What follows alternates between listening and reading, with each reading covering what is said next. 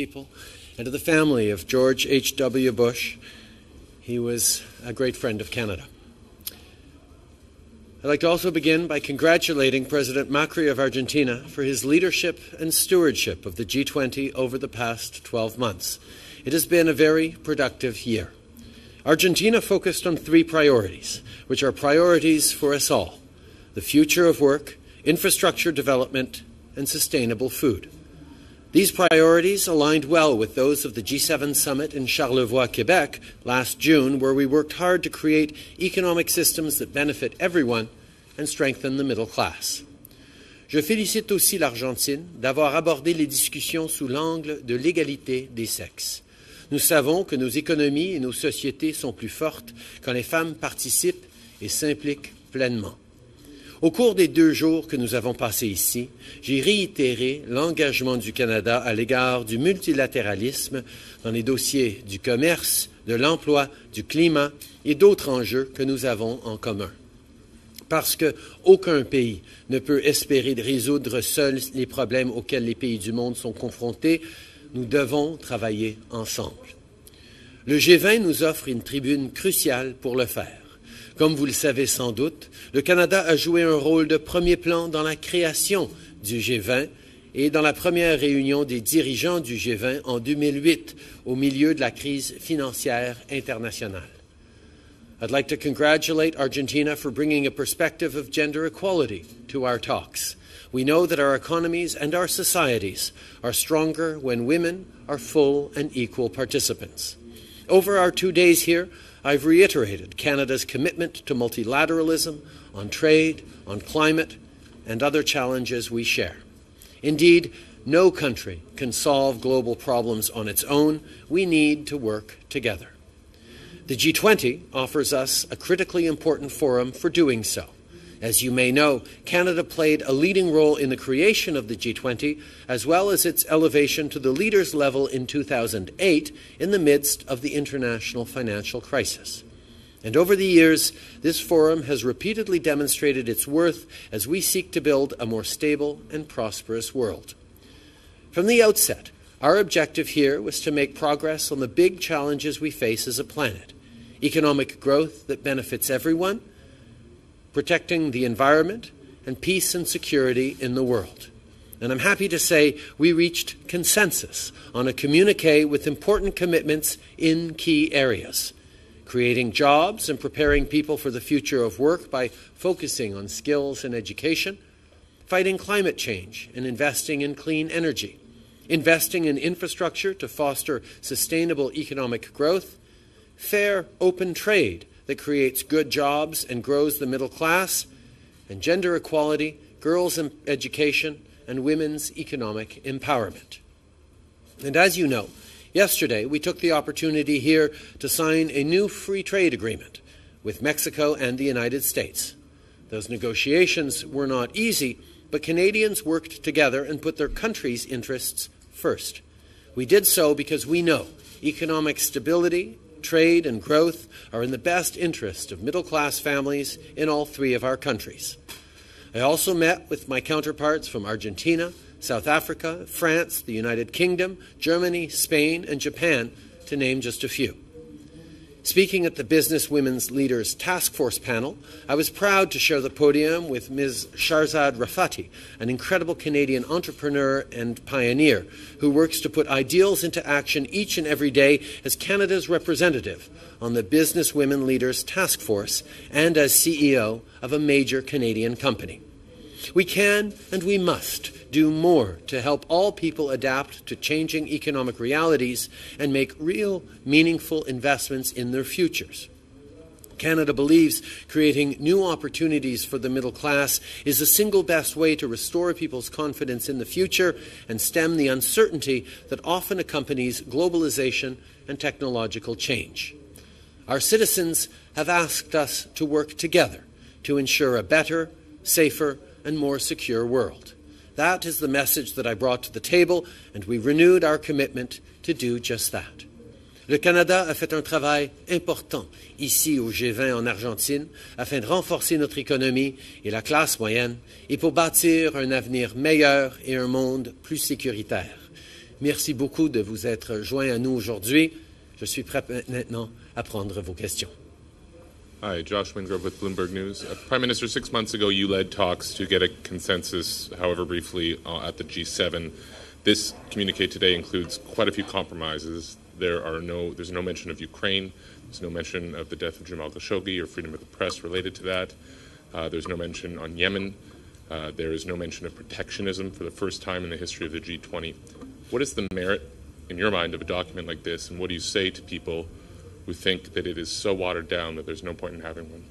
I think the first thing to understand that the G20 is a gathering, its primary responsibility is to bring together the large economies of the world and talk about economic issues. Obviously, we are very different countries with a broad range of issues facing us in different spheres, but the focus is and always has been on how to create economic growth that benefits the largest number possible of our citizens, of citizens around the world. And when we came together with historic commitments to reform the WTO, for example, as mentioned in the communique, which is something that Canada has taken a front row lead on over the past months in terms of trying to move forward in a way that will strengthen the rules-based order around the world through the WTO, where we've got commitments on gender, whether it's involving women and girls, looking at education, looking at opportunities for economic empowerment. There are significant moves in a broad range of areas. We also committed to the challenge that is both social, planetary, and economic of addressing climate change. And the countries that are part of the Paris Agreement put forward very strong language in the communique, committing ourselves to action and leadership. The world is looking to the G20 to address the big issues that we are facing, and these are things that we have done in that communique and around the table. Le G20 demeure d'abord et avant tout un forum pour discuter d'enjeux économiques qui préoccupent le monde, que ce soit au niveau de la croissance qui a des impacts positifs sur tout le monde, que ce soit au niveau du commerce. Nous sommes toujours là pour regarder comment nous allons améliorer le sort des citoyens à travers la planète. Nous avons souligné avec beaucoup d'enthousiasme l'engagement des pays du G20 à la réforme, par exemple, de l'OMC, ce qui est un enjeu que le Canada mène depuis quelques semaines, en rassemblant différents pays pour parler de comment on va renforcer le système au niveau du commerce mondial et les règles qui s'y appliquent. On a aussi parlé des femmes et des filles, on a aussi parlé de la lutte contre les changements climatiques. Il y a beaucoup d'enjeux économiques dont on a pu discuter qui ont été à l'avant-plan dans le communiqué et lors de nos discussions. Follow-up. Would you say you're happy with this communique? I think any time the major economies of the world can come together and commit to work together on the big issues that matter to Canadians and to citizens of the world, that is a good thing. People look to this extraordinary disparate group of nations, and when they see that we are focusing on the issues that matter to them and to their family's economic future, that is a good thing. Louis Blouin de Radio-Canada. M. Trudeau, vous aviez une occasion rêvée au G20 de rencontrer en tête-à-tête, de vous adresser, de regarder quelqu'un droit dans les yeux. Et là, je parle de Vladimir Poutine, de Mohamed Ben Salman, pour exprimer vos craintes par rapport à l'Ukraine, par rapport au Yémen, par rapport à l'affaire Khashoggi. Pourquoi vous avez choisi de ne pas leur parler directement? Dans la première session, hier matin, c'était une rencontre avec tous les chefs. J'ai pris l'occasion de souligner directement à Vladimir Poutine qu'on est extrêmement préoccupé par la situation dans la mer d'Azov, qu'on est extrêmement préoccupé par l'emprisonnement des marins ukrainiens. Et je lui ai dit qu'il fallait qu'il remette en liberté ces marins et qu'il permette l'accès aux mers d'Azov. C'est quelque chose que j'ai dit directement au président Poutine hier matin. Par rapport à l'Arabie saoudite, dans cette même conversation, j'ai dit directement au prince à quel point il fallait avoir de meilleures réponses sur le meurtre de Khashoggi. Et j'ai beaucoup parlé de cette crise humanitaire épouvantable qui se passe au Yémen et du besoin d'avoir un cessez-le-feu immédiat pour permettre à de l'aide humanitaire et que nous sommes, en tant que Canadiens, mais en tant que citoyens du monde, extrêmement préoccupés par cette situation. Plus tard dans la journée, hier soir, lors du souper offert par l'Argentine, j'ai pris un moment avec le prince pour continuer cette conversation, pour parler des enjeux diplomatiques qui ont été entre le Canada et l'Arabie saoudite et pour souligner que le Canada va toujours se tenir clairement haut et fort pour parler des droits de la personne. Lui ai partagé la préoccupation des Canadiens par rapport au sort de Raif Badawi et notre espoir de le voir libéré bientôt. Et nous avons aussi discuté d'enjeux économiques entre nos deux pays. Le G20 est un endroit justement où les différents chefs peuvent avoir des interactions directes et personnelles comme ça. Et j'ai été content de pouvoir avoir ces interactions.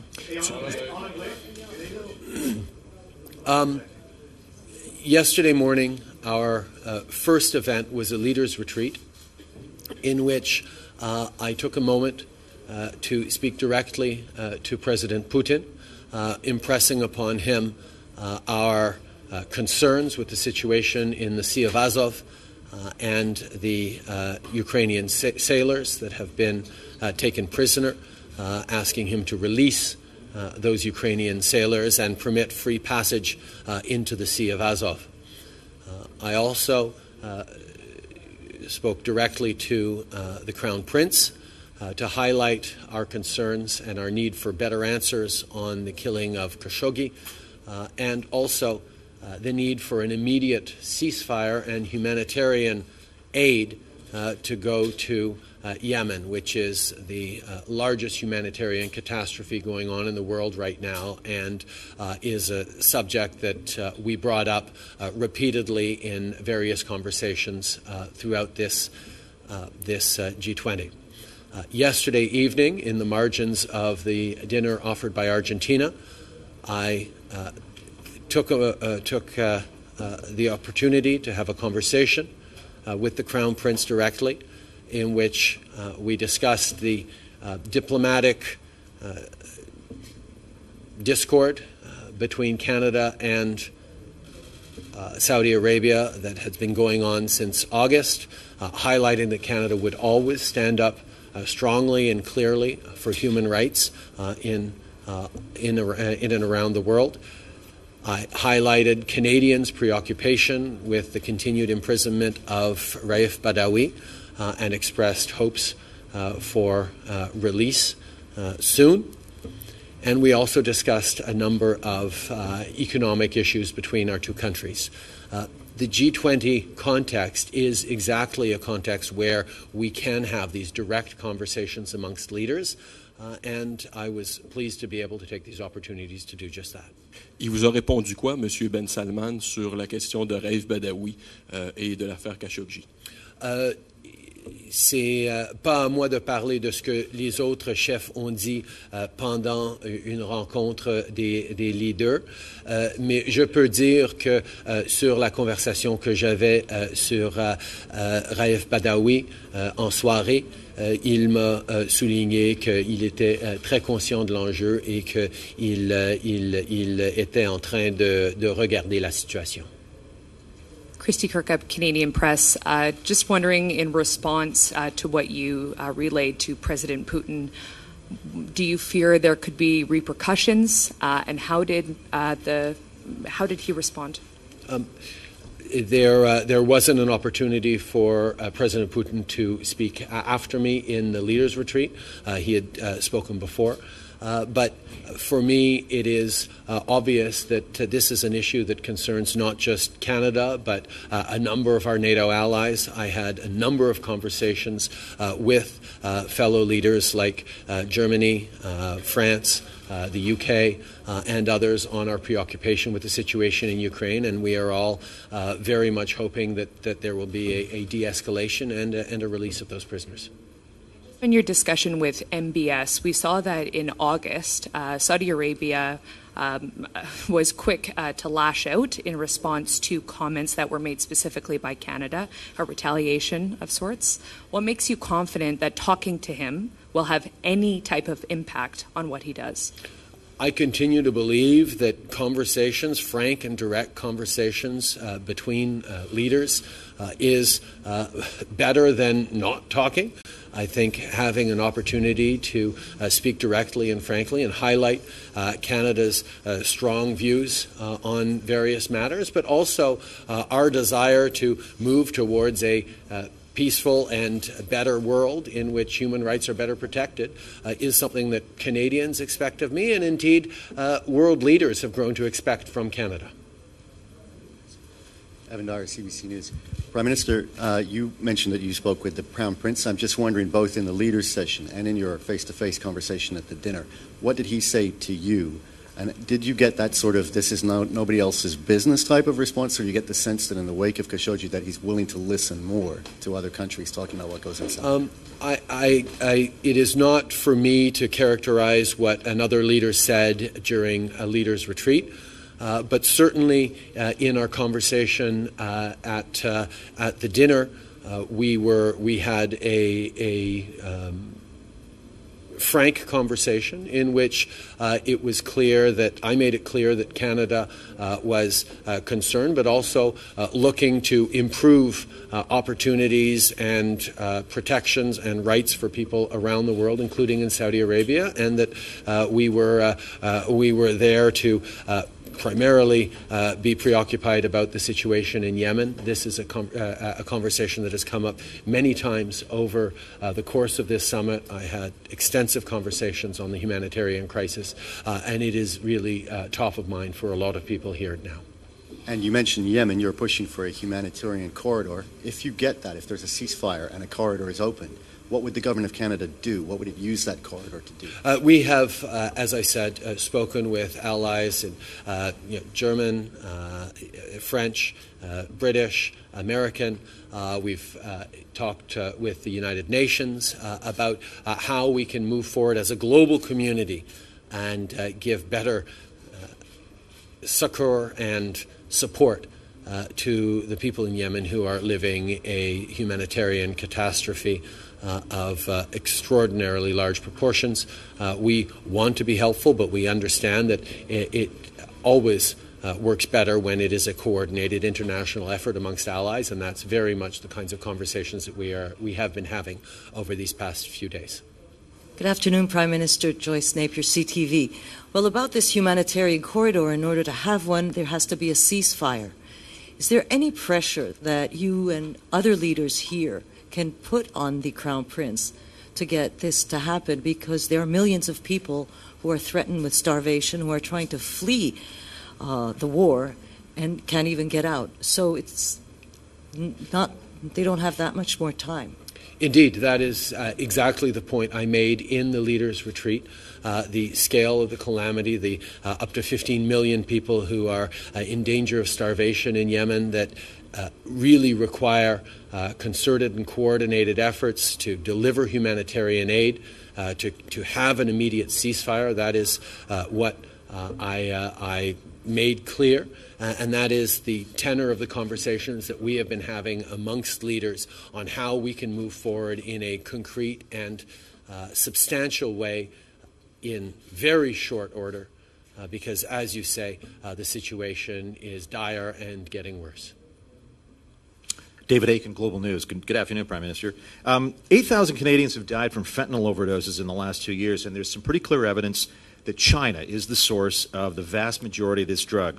Law enforcement sources are telling our organization that the Chinese are not cooperating, and in fact, the situation is getting worse. I think I saw you last night sitting next to President Xi at the performance at the theater. I wondered if you brought this issue up with President Xi. What did you say to him? And why would we not characterize the Chinese inaction as a hostile act by a foreign nation that is literally killing Canadians?